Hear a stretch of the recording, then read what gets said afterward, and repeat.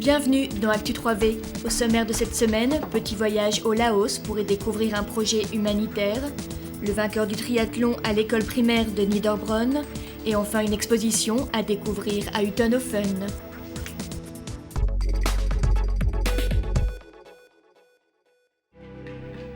Le Laos, situé en Asie du Sud-Est, ce pays de 6 millions d'habitants, d'une superficie proche de celle de la France, est en voie de développement. De nombreuses ONG œuvrent actuellement au sein de ce pays, dont les autorités ont fait le pari de réduire la pauvreté d'ici 2020. L'une d'elles, Service fraternel d'entraide, y mène des activités dans le domaine de la coopération médicale et du développement rural. Jackie Besnier, garde forestier retraité de Reichshofen, a rejoint cette ONG où il est actuellement chef de projet pour le développement de la production de la soie. De retour en Alsace, il donne mercredi 11 juin une conférence sur le Laos et son action dans ce pays. En accord avec les autorités laotiennes, le projet de l'ONG est de former 150 familles à la production de soie en l'espace de 3 ans. Nous recrutons ces familles dans des villages de brousse. C'est des gens qui ne connaissent rien du tout à la soie. En leur présentant notre projet dans des réunions d'information dans les villages. Et ensuite, quand la personne est candidate, on va étudier la recevabilité de sa candidature. Et si c'est bon, eh bien, on va commencer par les former. 17 jours de formation en notre centre de formation sur place. Et nous installons chez eux et avec eux aussi un jardin pour élever les mûriers. Nous construisons chez eux et avec eux aussi une chambre d'élevage pour les vers à soie. Et nous leur fournissons les plants donc, de mûriers et le travail peut commencer à leur maison, à leur domicile. Et nos techniciens assurent un suivi de près en permanence pour les aider. Cette activité qui présente l'intérêt de se mettre en place facilement, avec peu de moyens, a également le mérite d'être accessible aux femmes et de les valoriser au sein de leur famille et de leur village.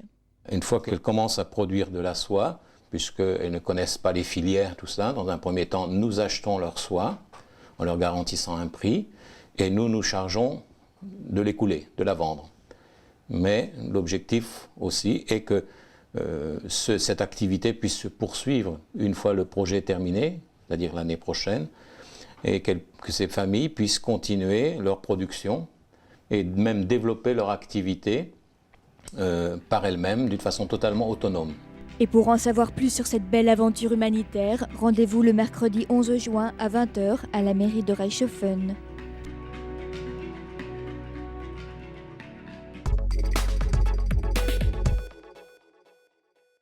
Après sa victoire au triathlon de Niederbronn, François Chabot a rendu visite aux élèves de l'école primaire Hans Hog. Cette visite marquait la fin d'un projet pédagogique initié par Corinne Wechter, directrice de l'école, à l'occasion du triathlon. Monsieur Emerlin était venu en classe présenter cette personne, présenter également la discipline du triathlon à l'aide d'un petit montage vidéo. Donc ils ont appris à connaître ce champion sportif par ce biais-là. Ils lui ont écrit et bien sûr il leur a répondu de la même façon lorsqu'il était en Afrique du Sud pour s'entraîner il y a à peu près un mois de cela. Le triathlon était une discipline plutôt méconnue des élèves jusqu'à cette année et durant une demi-heure, les questions posées aux triathlètes ont fusé. Il faut savoir quand on a un parcours vallonné, donc un parcours montagneux, c'est dur, mais après on sait que derrière on va descendre, donc on peut récupérer. Après cette petite conférence de presse, François Chabot s'est volontiers prêté à une séance de signature d'autographes qui a fait plus d'un heureux. Touché par les lettres d'encouragement des élèves, il a tenu à les remercier et à leur faire partager sa passion du sport. Si ça peut aider et je dirais motiver certains enfants à faire du sport, c'est tant mieux, quel que soit le sport. Du moment qu'ils fassent du sport, c'est le principal, quoi. Et en guise d'au revoir, les élèves lui ont souhaité bonne chance pour son prochain défi sportif, le championnat de France de triathlon de Belfort. Pour Denise, l'invitation est lancée et comme tant d'autres, dans le petit village d'Utenhofen, ils ont ouvert leur jardin secret à la population. Cette manifestation, intitulée Les Rendez-vous au Jardin, est un vrai moment d'échange et de convivialité entre amoureux de verdure. Au numéro 17 de la rue des Vosges, Madame Beun, propriétaire des lieux, nous présente sa philosophie du verre. On essaie de recréer les jardins qui étaient dans le temps, avec les plantes vivaces. À quelques mètres de là, la Ferme Bleue, un lieu connu pour son jardin et ses échanges culturels. Profitant de ce rendez-vous annuel, Marie-Rose Lorté a tenu à présenter ici ses œuvres. À première vue, des masques, mais d'après l'artiste, on parlerait plutôt d'un territoire de fil. Ce travail montre des attrapes-lumière. C'est un thème qui m'est proche puisque je cherche toujours à faire passer l'air dans mes travaux. Je suis partie d'une expression textile qui est le tricot, qui normalement se fait pour le vêtement, qui est quelque chose d'usuel. Je n'en fais pas de vêtements, je raconte des histoires avec cette façon de faire.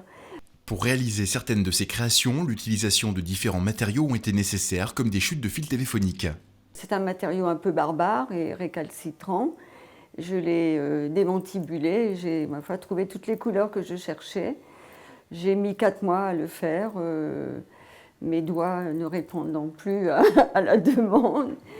Et donc c'est une pièce qui tient bien dehors, sans problème. Après être allée dans différents coins de l'Europe, elle a réussi à Utenhofen sa première exposition à l'extérieur, en signant après son mari exposant en 2003 et son fils en 2005 la fin de la trilogie 3 fois Lorté.